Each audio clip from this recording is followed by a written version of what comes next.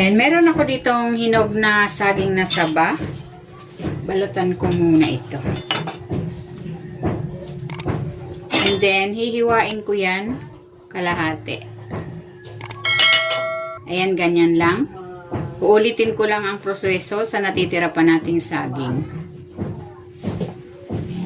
Ayan, magbabalot na ako. Gagamit ako ng spring roll wrapper.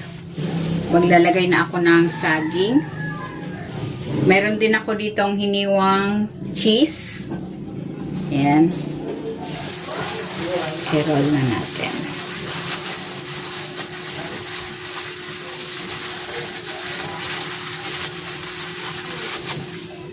Meron din ako ditong harinang tinunaw sa tubig pandikit. Ayan.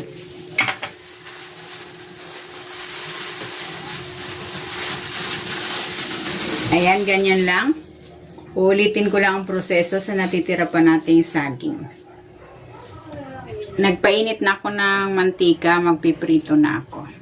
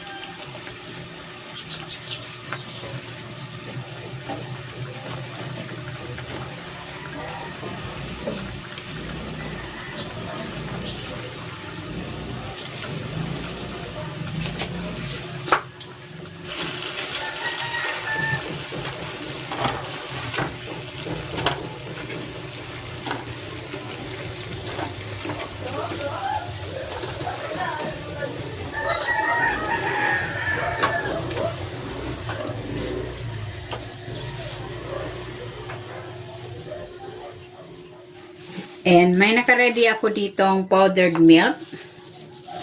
Iko-coat ko dito yung turon. Ayan.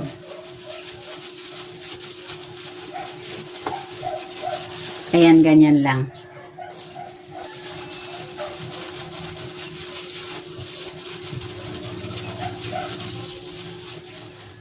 Ito na, ready na itong milky banana cheese turon.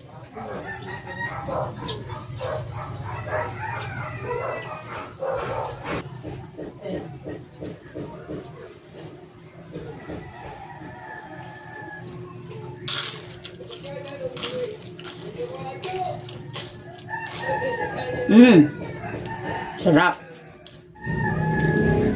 Yung cheese, nagbibigay siya ng medyo malinamnam at may konting alat. Ang sarap din na may milk. Mas lalong sumarap yung turon. Kakaiba.